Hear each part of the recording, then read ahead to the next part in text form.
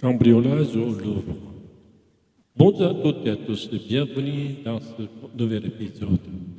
Alors je pense que vous le savez déjà tous si vous apprenez le français, mais le budget du Louvre a été cambriolé.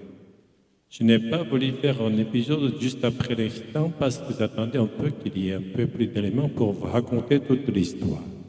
Et j'ai fait mes recherches pour vous donner plus de détails maintenant que 2 semaines sont passées. À l'heure où j'enregistre cet épisode, cette histoire n'est pas finie, puisque tout n'a pas encore été solutionné. Je vais vous expliquer tout ça. Donc oui, c'est incroyable, mais vrai, l'un des musées les plus grands du monde a été cambriolé sans grande difficulté. Deux joyaux de très grande valeur ont été pris, mais heureusement, il n'y a pas eu de blessés ni de victimes. Cambrioler, ça veut dire voler des affaires dans un lieu où on est entré illégalement. On dit entrer par effraction.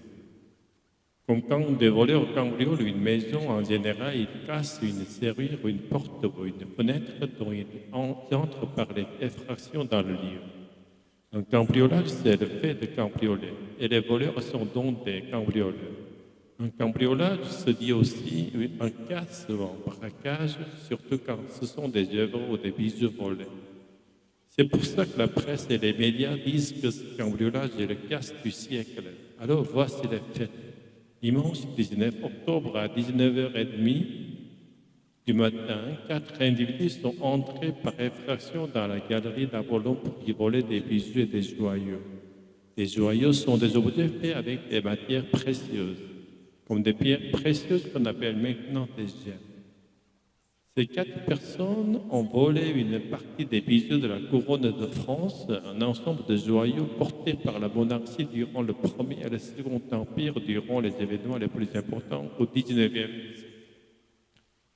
Au total, ils ont subtilisé plusieurs colliers, plusieurs paires de boucles d'oreilles, 2 diadèmes, un nœud de papillon et une broche.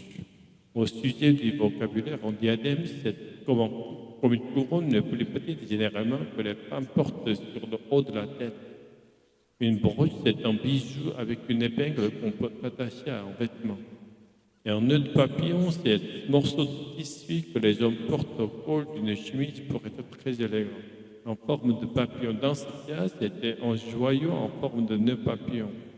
Tous ces bijoux sont composés de billets de diamants et aussi des gemmes, des saphirs et des émeraudes.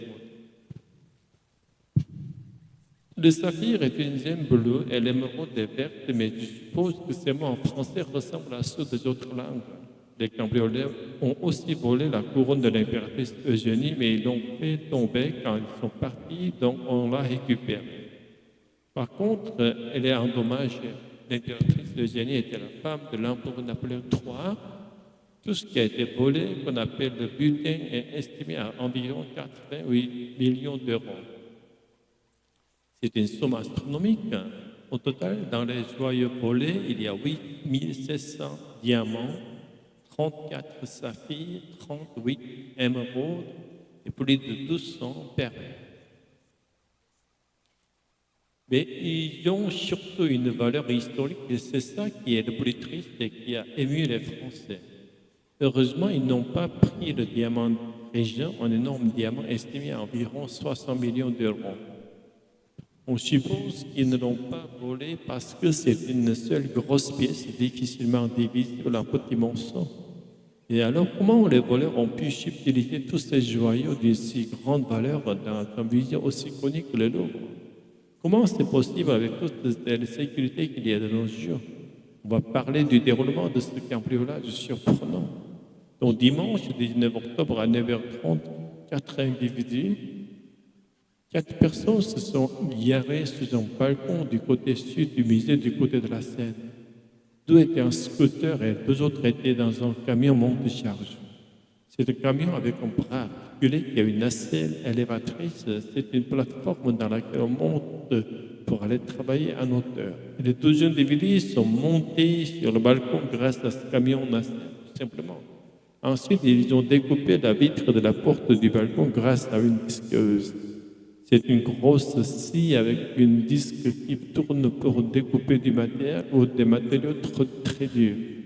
Donc ils sont entrés dans le Louvre et ensuite ils ont fait la même chose avec la vitrine de protection des joyaux de la couronne de France. Ils l'ont découpé avec des disqueuses. Alertés par le vacarme, le bruit très fort que font les disqueuses et par les alarmes des agents de surveillance de milieu se sont approchés pour tenter de dissuader les voleurs, mais ils sont fait menacer, ne savaient pas si les individus étaient armés. Donc les gardes qui ne pouvaient pas intervenir se sont éloignés. Premièrement, ils ont demandé aux visiteurs d'évacuer le plus vite possible pour les mettre en sécurité. C'est la priorité. Deuxièmement, ils ont prévenu la police, évidemment. Les deux voleurs ont eu beaucoup de difficultés à casser la vitrine des bus malgré leurs grosses disqueuses. Ils ont aussi mis des coups de coude aux épaules pour réussir à les casser. Un des deux voleurs avait une cagoule et l'autre un casque de moto. Une cagoule, c'est un tissu fait pour couvrir toute la tête et tout le visage pour la montagne. Donc, quand on met une cagoule, on voit seulement nos yeux. Les deux cambrioleurs ont couru vers le balcon pour s'enfuir avec les joyaux, et dans leur course, ils ont fait tomber des joyaux qu'ils ont réussi à ramasser. Ensuite, les voleurs se sont jetés dans la nacelle pour redescendre à leur camion. Au même moment, un autre agent de surveillance à l'autre bout du musée a entendu la situation et a décidé d'y aller. Il a traversé le Louvre à toute vitesse pour aller dehors où se trouvait le camion des voleurs. Et quand il est arrivé, il a fait accélérer la fuite des voleurs qui étaient en train de mettre le feu à leur camion pour faire disparaître toutes les traces des indices. Les cambrioleurs ont fait tomber la couronne de génie. Ils ont laissé une bonne partie du matériel qu'ils ont utilisé, comme des gilets jaunes de sécurité utilisés pour se déguiser en ouvriers. Les voleurs n'ont donc pas eu le temps de brûler le camion et les preuves qu'ils se sont échappés en scooter quelques secondes avant que la police n'arrive. Un scooter, c'est une petite moto donc, qui est facilement passée entre les voitures. Le vol a duré 7 minutes, ce qui est super rapide. Et vous avez vu quelle facilité il a été fait dans les fictions comme dans Mission Impossible ou dans Lupin. Ils doivent élaborer des plans de stratagème super complexes avec des outils ultra modernes. Mais là, dans notre cas, ce sont des outils et des techniques assez simples qui ont été utilisés. En plus, le cambriolage a été fait en pleine journée. Alors, on peut se demander pourquoi le Louvre a des failles de sécurité aussi importantes, des faiblesses de sécurité. Bien sûr, les vitres des balcons sont blindées, mais il n'y a pas de grilles ou de barreaux parce que le Louvre est un monument historique dont on ne peut pas modifier son aspect extérieur. Alors oui, ils auraient coupé la grille, mais ça fait toujours un obstacle supplémentaire. Ensuite, la caméra sur le balcon est orientée vers l'ouest, donc elle ne filme pas du côté où sont arrivés les voleurs. La galerie d'Apollon avait des caméras, mais il y a des salles du Louvre qui n'en ont pas du tout. C'est invraisemblable pour un musée d'une telle renommée, l'un des plus connus du monde. Les employés du Louvre avaient déjà signalé ces faiblesses de sécurité.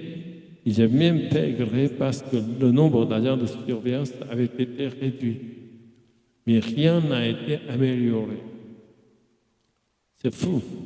Le Louvre est resté fermé le jour même du cambriolage et le lendemain, bien évidemment, l'enquête policière a commencé tout de suite après les fêtes pour retrouver les joyaux et les cambrioleurs.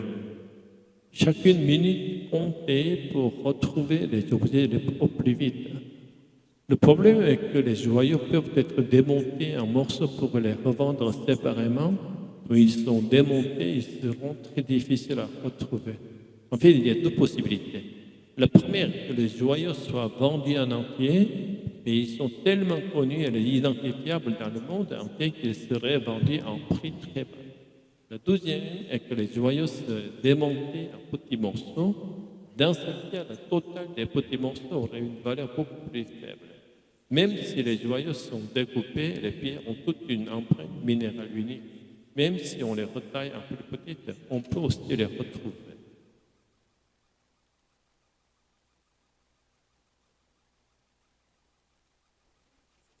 Donc, les experts estiment que ces bijoux sont invendables, surtout, sauf sur le marché noir, mais en prix divisé par 10 minimum. Alors, voici les nouvelles de l'enquête. En fait, malgré les cagoules et les gants, les voleurs ont mis de l'ADN au Louvre sur les objets qu'ils ont laissés et aussi sur les vitrines. Leur ADN a été identifié sur des empreintes digitales grâce à des cheveux dans le casque et grâce à des postillons. Un postillon, ce sont les nuages de gouttes de salive qu'on expulse quand on respire. Et le 25 octobre, 5 suspects ont été interpellés, ce qui veut dire qu'ils ont été arrêtés par la police pour être interrogés. Le 29 octobre, 3 des 5 suspects ont été remis en liberté et les 2 autres ont été mis en détention provisoire parce qu'ils ont partiellement admis leur implication dans le cambriolage. L'un des 2 voleurs a été intercepté à l'aéroport juste avant qu'il ne prenne l'avion pour aller en Algérie. L'autre a été arrêté dans la banlieue de Paris. Ces 2 personnes avaient déjà commis plusieurs vols et plusieurs délits. Mais ils n'étaient pas en prison, ce qui n'était pas étonnant vu que la justice française n'est pas assez sévère. Le 1er novembre, 2 autres suspects ont été mis en détention provisoire grâce à leur ADN. Il s'agit d'un homme de 37 ans et sa femme. L'ADN de la dame a été trouvé, mais c'est certainement parce qu'elle a transféré sur les affaires de son conjoint, donc de l'homme qui était réellement au Louvre. L'homme a déjà commis d'autres vols, comme des braquages de bijouterie. Il a été condamné 11 fois. Et pareil, il n'était pas en prison. Par contre, ce couple de suspects nie les faits. Ça veut dire qu'ils refusent d'admettre qu'ils sont coupables, contrairement aux 2 autres.